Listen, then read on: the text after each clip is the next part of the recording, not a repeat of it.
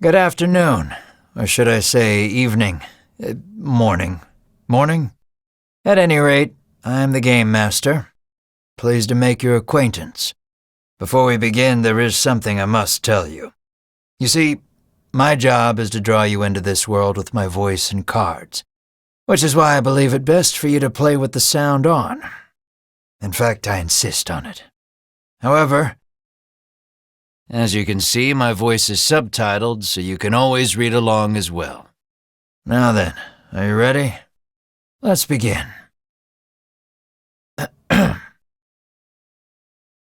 Welcome to Voice of Cards. You are about to take the first steps of your adventure. Through a realm of sword and sorcery you will travel, battling bloodthirsty monsters as you strive to realize your ambitions. I have every faith you will accomplish great things here. I am merely a witness to your exploits. Now then, your departure draws nigh. May your journey be a safe one.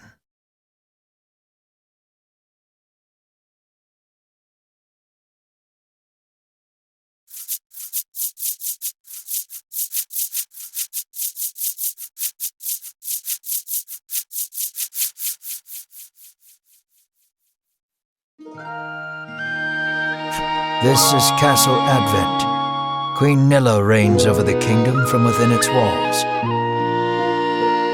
3 white-clad adventurers have gathered here at the Queen's summons. Present yourselves, O faithful of the Ivory Order.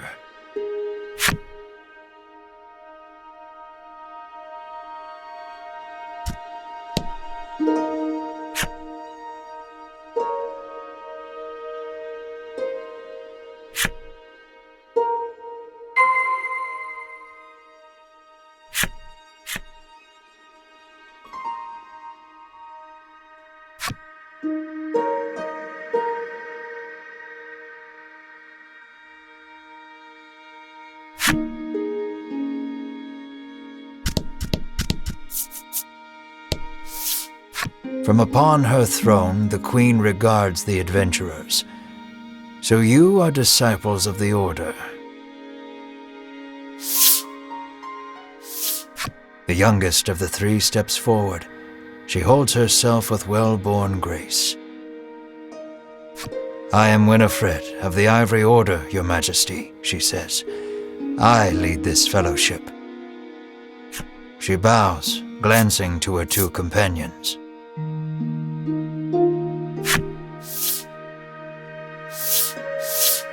In response, the stern-looking one inclines his head and brusquely names himself Berwin.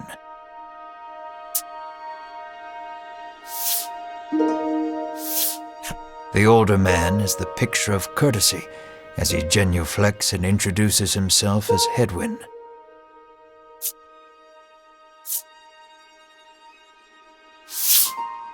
It is these 3 our story follows today.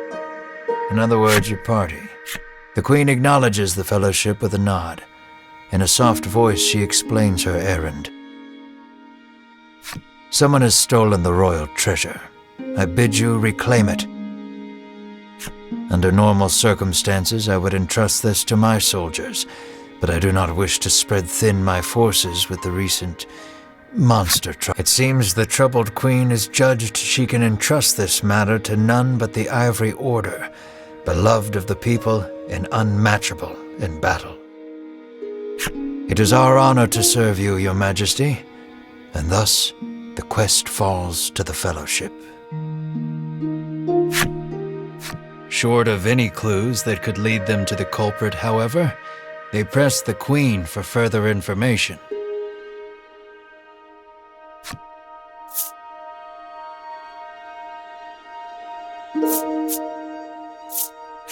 The Fellowship asks the Queen what the royal treasure is. The Queen describes a bottle containing a certain liquid. Without it, she trails off, but the desperation in her voice suggests its loss could spell disaster for the kingdom.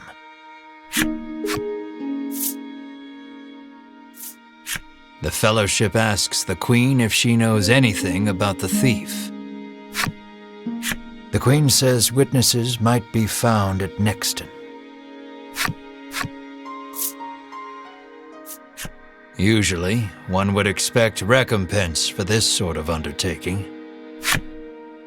As demanding a reward would go against the tenets of the Ivory Order, you hold your tongue.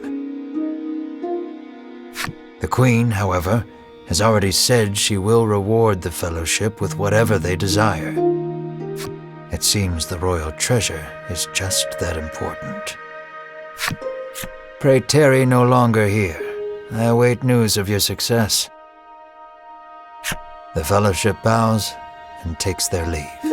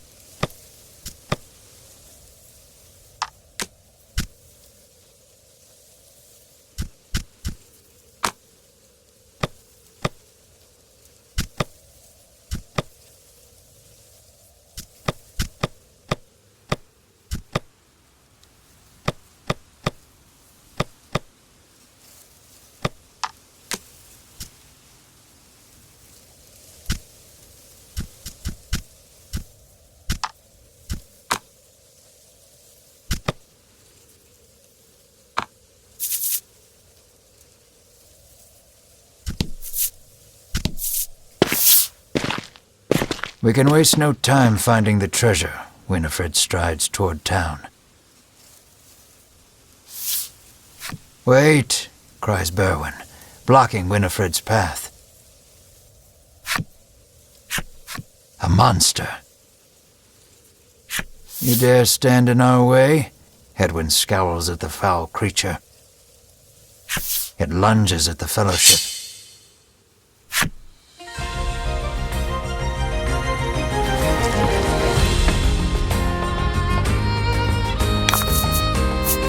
And fight.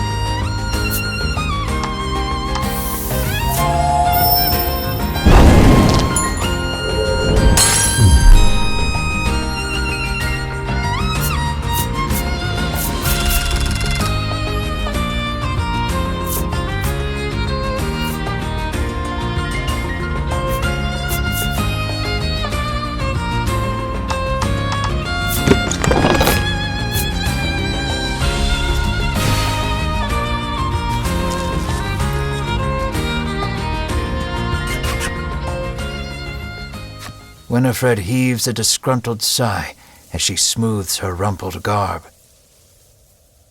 Showing no signs of weariness from battle, Berwin silently wipes the monster's ichor from his weapon. Hedwyn inspects the remains of their foe. "The Queen spoke true," he mutters, his face masked in contemplation. Winifred gives a grim nod at his words. Mayhap the treasure's theft and the monster's behavior are connected somehow. First things first, the Fellowship needs to gather more information. To Nexton they set their sights.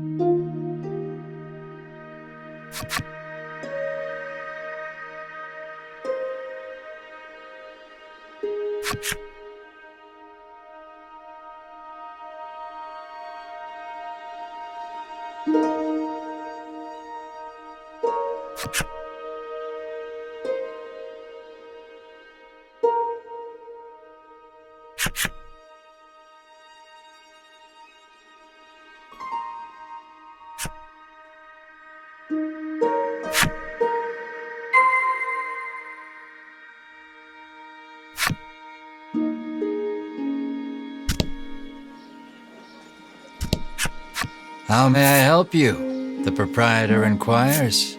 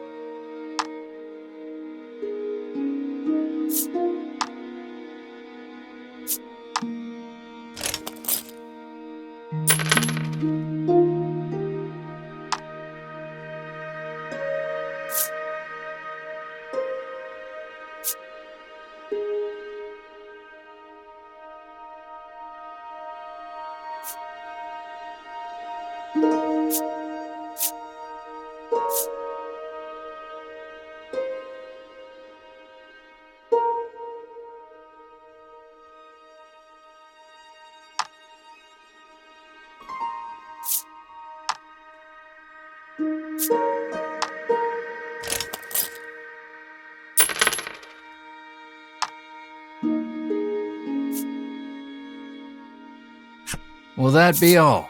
the proprietor asks.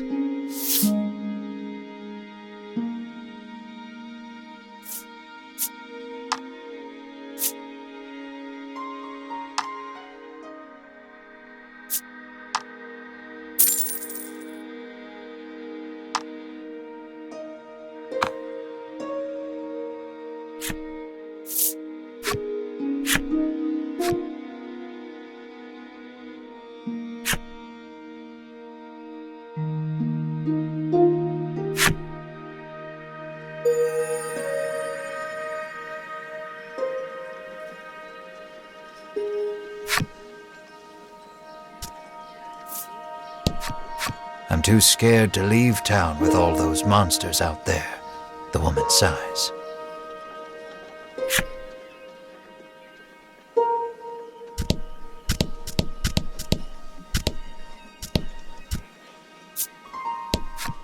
"Welcome to Nexton," hails a man.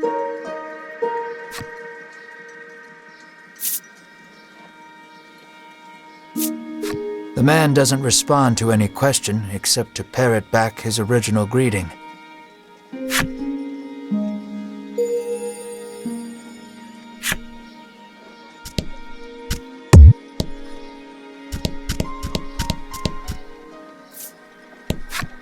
The man helpfully advises you take the opportunity to purchase equipment and curatives while you are in town.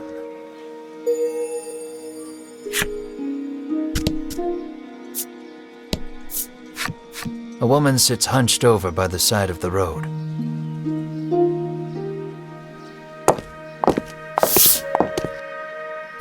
Upon catching sight of the fellowship, she calls out for their aid. She's sprained her ankle and needs you to take her to the nearby apothecary.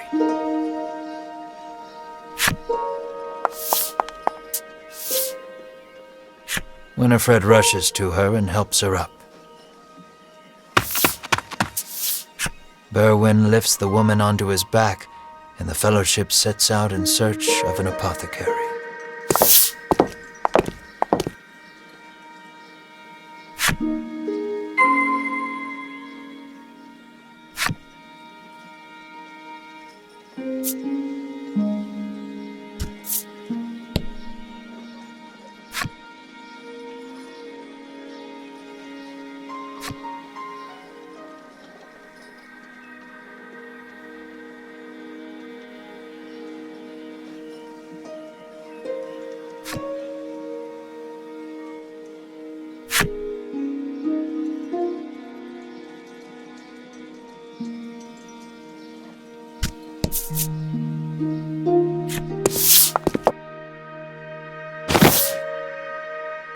You arrive at the apothecary.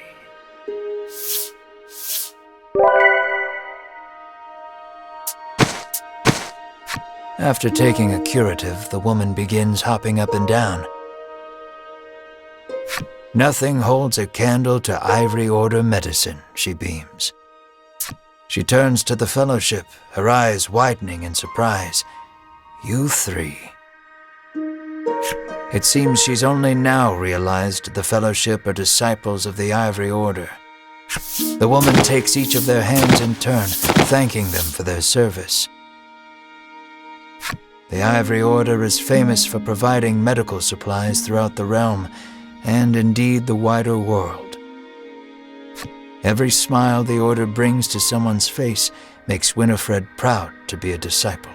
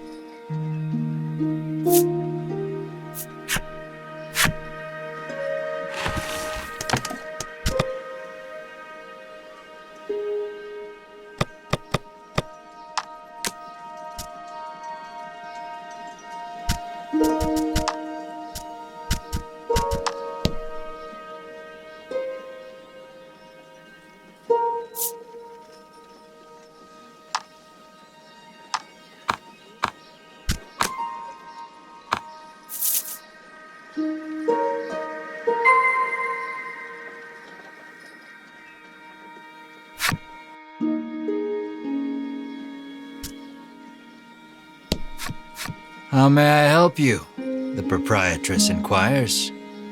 The apothecary catches sight of the fellowship.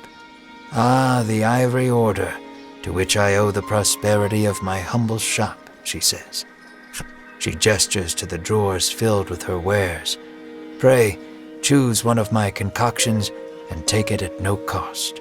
It shall be a token the fellowship insists they will pay as any other customer would, and sets about browsing her wares.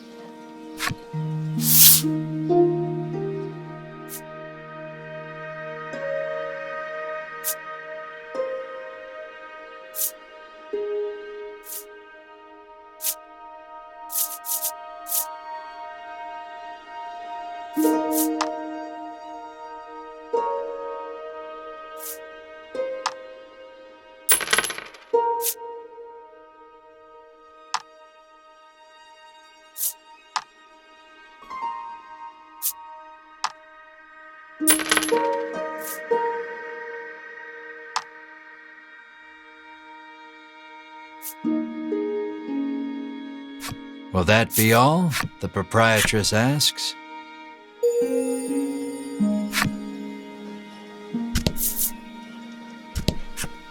How may I help you? The proprietress inquires.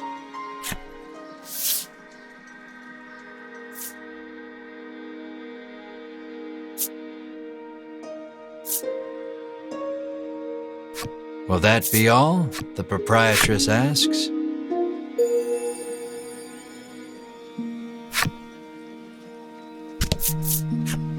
The man claims he saw a suspicious someone leaving the castle grounds carrying what looked to be a medicine bottle.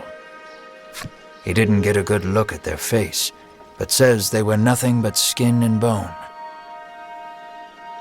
The fellowship thanks the man for the useful information.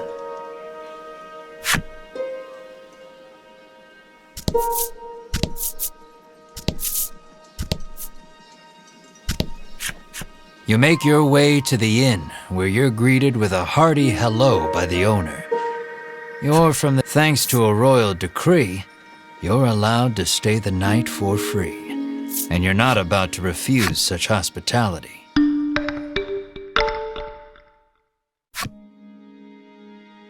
The party leaves the inn feeling rested.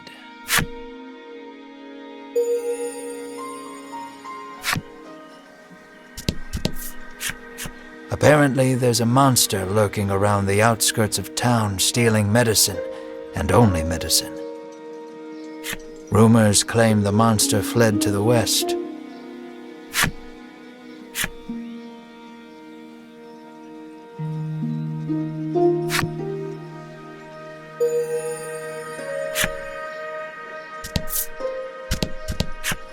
The woman begs the fellowship for their autographs. She seems to greatly admire the order. I know there's nothing to worry about with disciples of the order here, she says, relief flooding her features. Upon asking, the woman says she was attacked by a monster outside of town. A strange creature, she says, nothing but bones, and it clutched a bottle of medicine as if its life depended on it. Thanks to the information gleaned from the townsfolk, the fellowship is all but certain of who has stolen the royal treasure. The first clue was the queen's description of the treasure, a small bottle containing a certain liquid. Then there's the bony figure seen fleeing town, the skeletal monster clutching the bottle of medicine, and the monster that fled west. From all that information, the fellowship distills the thief's true identity.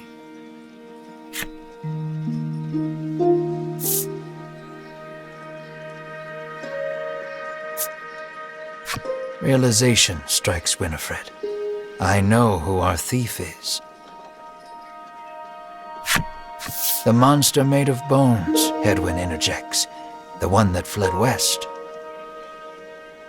Berwin nods in agreement, as if to say, another sage pronouncement from the great and wise Hedwyn.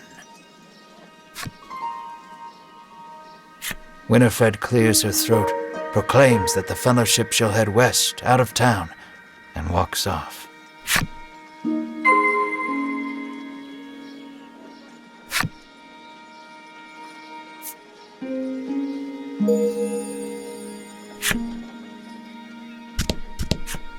An innocent-looking young boy accosts the fellowship. Want to play a game with me? He asks expectantly. In this parlor, you can play cards. The child rambles on, wheedling you. I'll give you this if you play with me.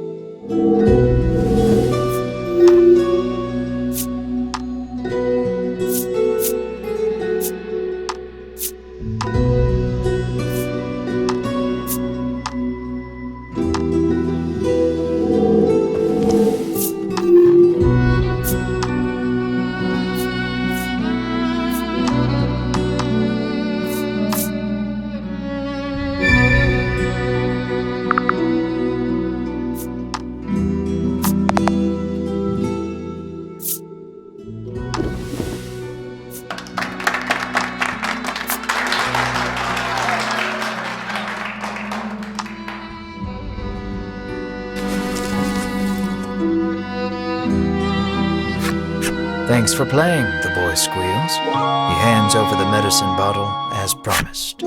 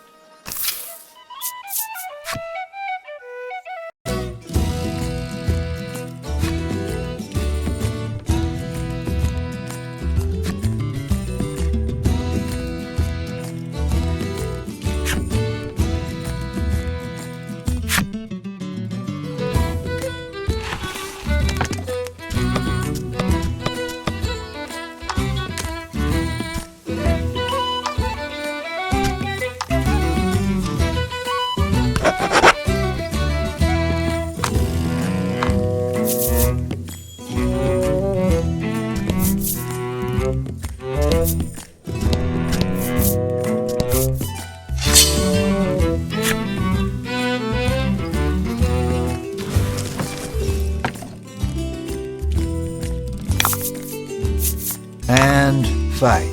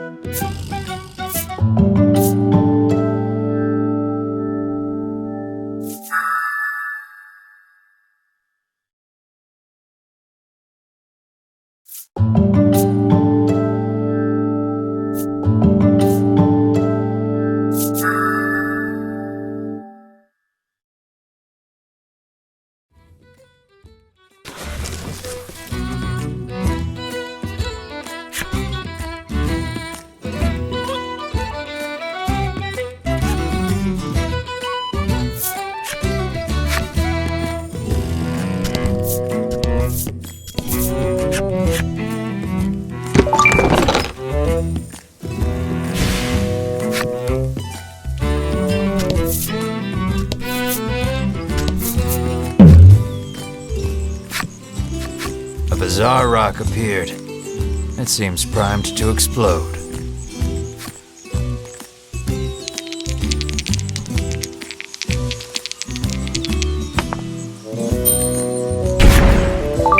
The bizarre rock transformed into a treasure rock.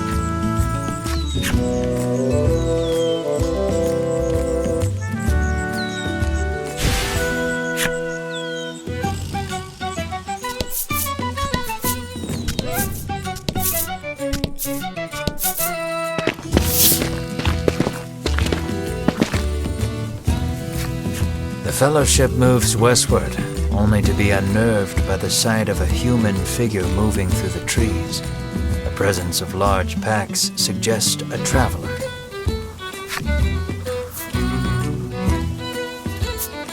The sun bears down hard upon us this day, Winifred says, approaching him. The traveler lets out a chuckle. Indeed, I've just been swimming in the sea to the west. I beg your pardon, but did you catch sight of a monster fleeing west?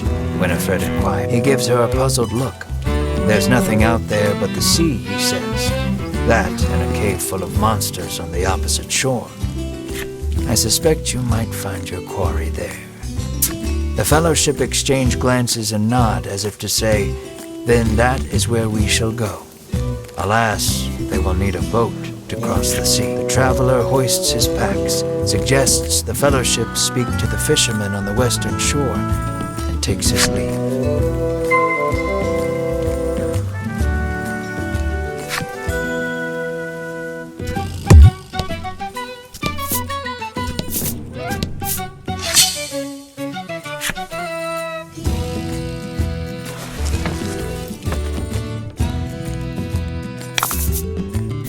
And fight.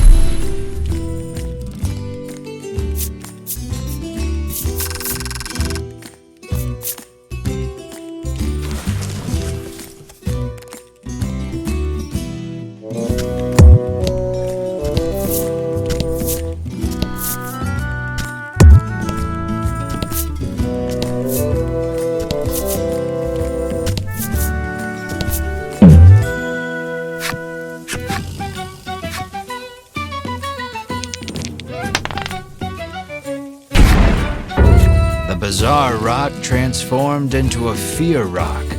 The only way out of this fight is through it.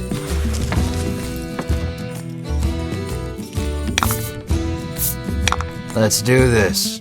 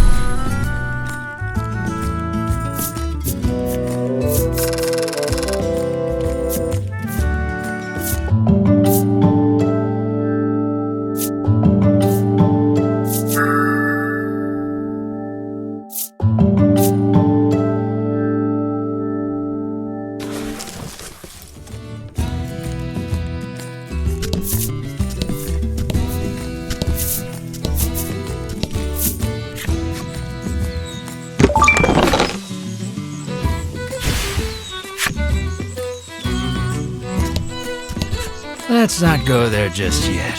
I haven't quite finished the story for that section, you see.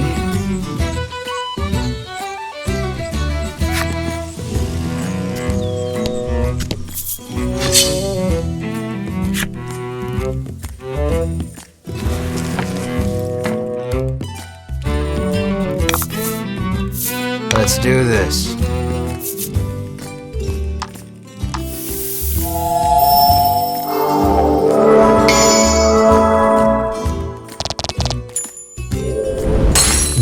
Nice work.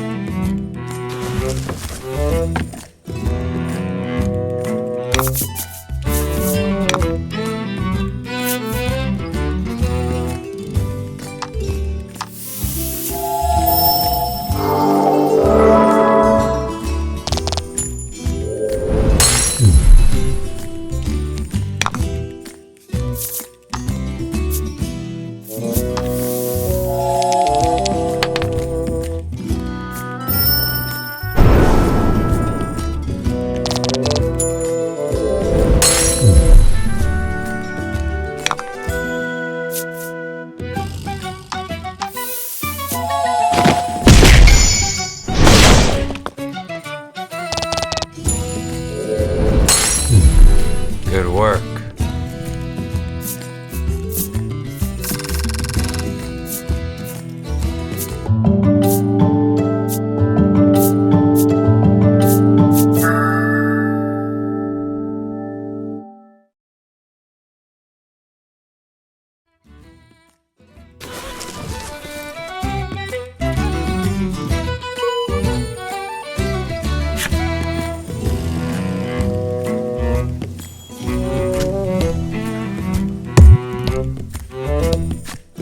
The fellowship comes upon an anchored ship. Close by, a fisherman of exquisite physique hauls a net out of the water, his muscles rippling. This is no time for lustful reverie. Winifred races to his side and asks that he give the fellowship safe passage aboard the ship. That vessel is cursed, the fisherman mutters, trembling. Night after night, it leaves port without a soul aboard, headed I know not where. Come morning, it is once again anchored here. This, to the fisherman's mind, is the result of a curse. His head drops into his hands. With but a single dispeller, I am certain I could lift it and sail away.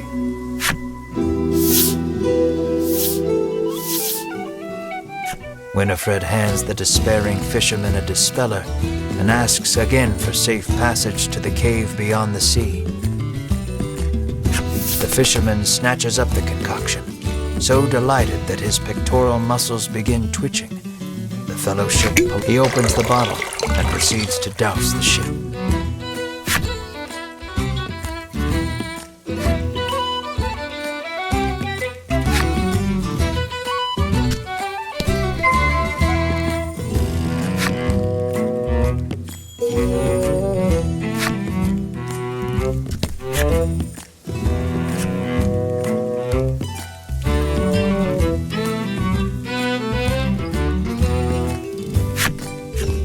Are you ready to set sail for the cave? The fisherman. All right then, just let me know when you're ready, he says cheerily.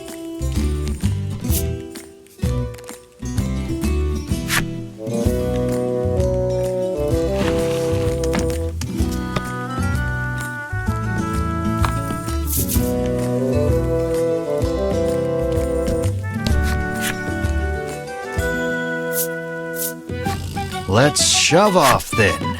He beckons you aboard.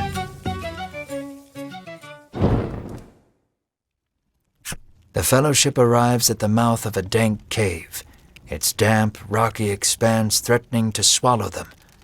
Monsters could come pouring. The fisherman has anchored the ship in the cove. Come back here when you're ready to return to the mainland, he says.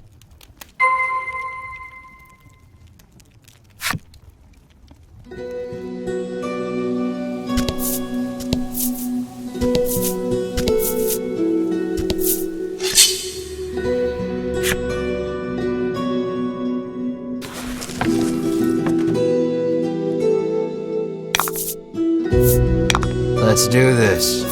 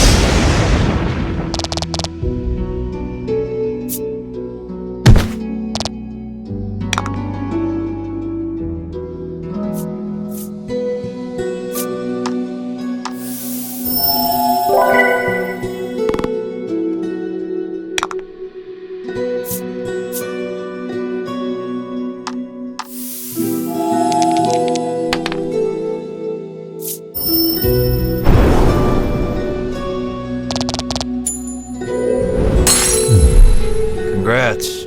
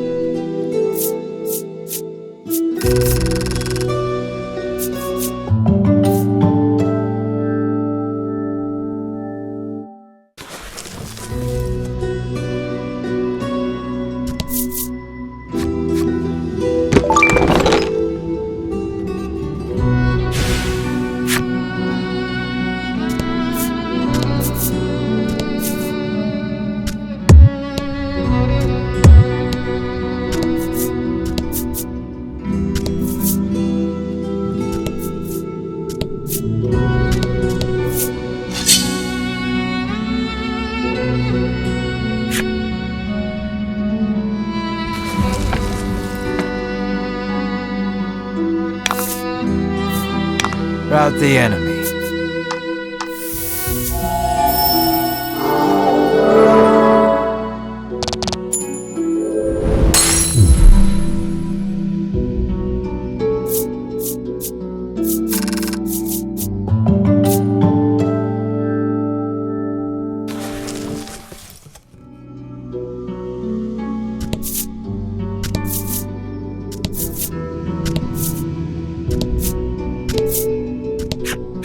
door is shut tight. You spy a keyhole on it, suggesting the existence of a corresponding key.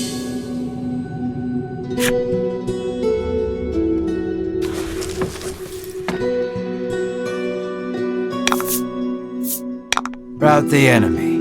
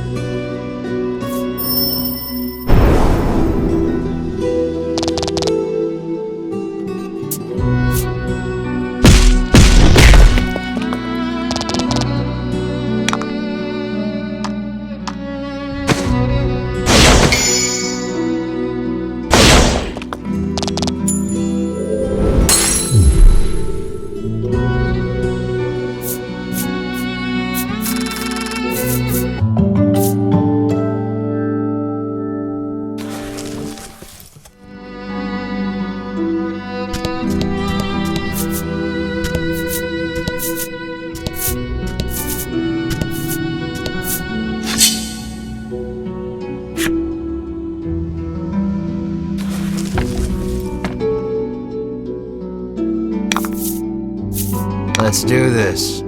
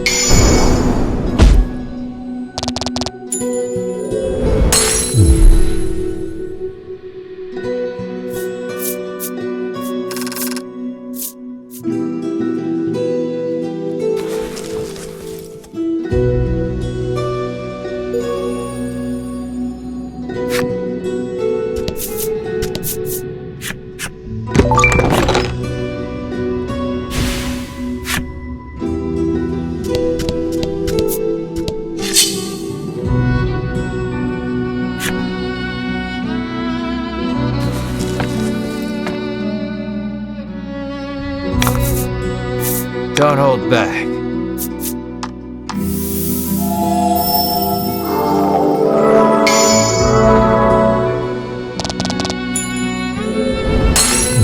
That was lucky.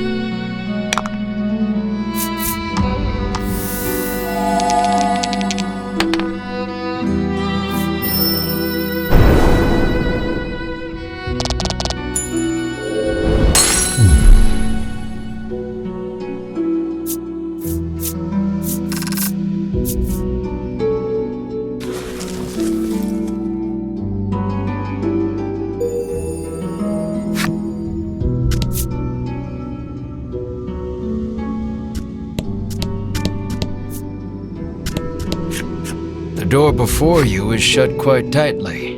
It appears to have a keyhole. The fellowship slides the simple key into the keyhole and turns it. The lock opens with a thunk.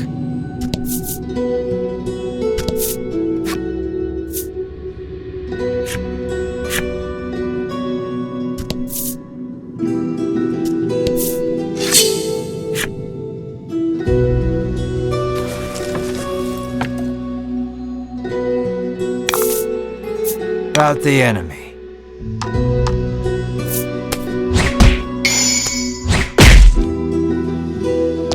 That was lucky.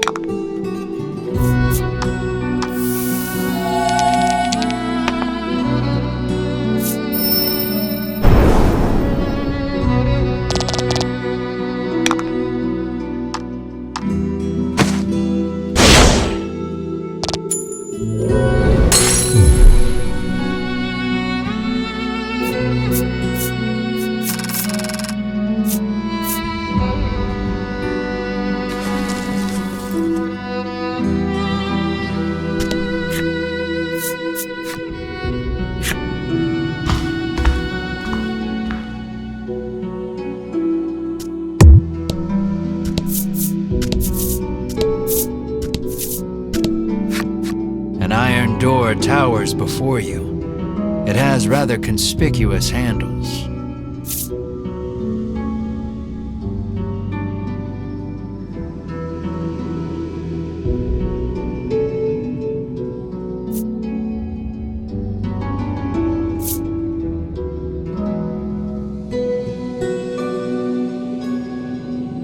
Berwin pulls on the massive handles with all his might. Berwin gives the door a roundhouse kick of pure frustration. As his foot connects, the door trundles to the side. So it was one of those sliding contraptions.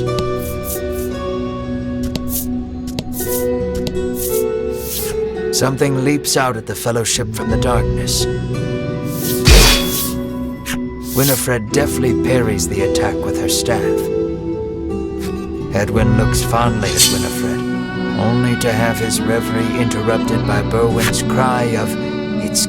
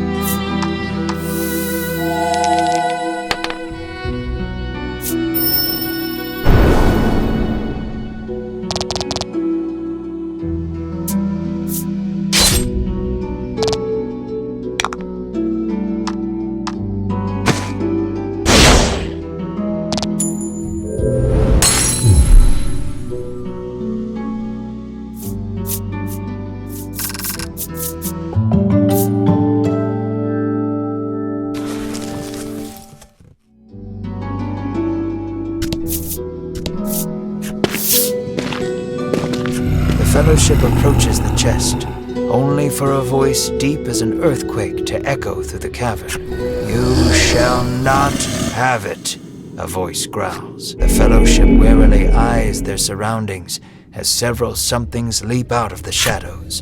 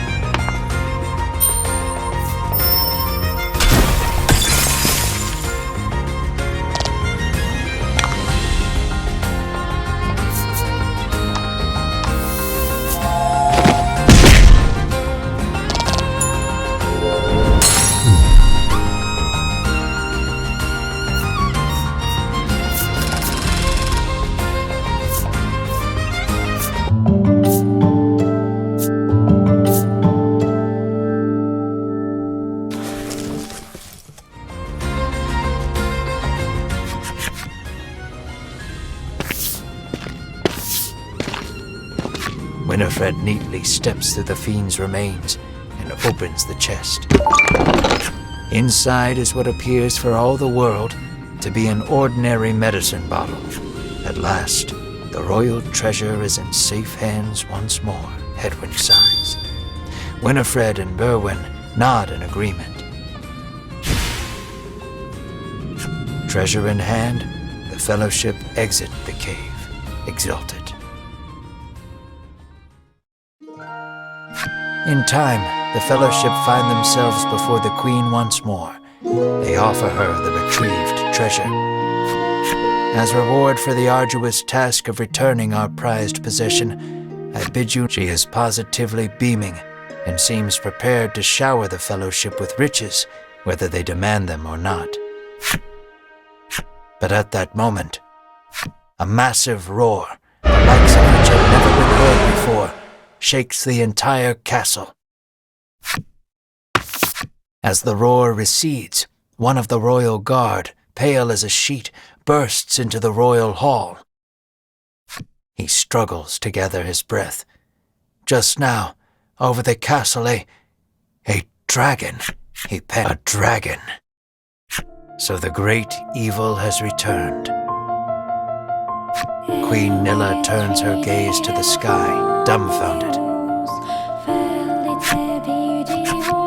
So the monster troubles are connected, Edwin says so under his breath, so the queen does not hear. A profound silence settles over the royal hall. The fellowship stand tall, unflinching, as though they know what must be done in the face of such a crisis.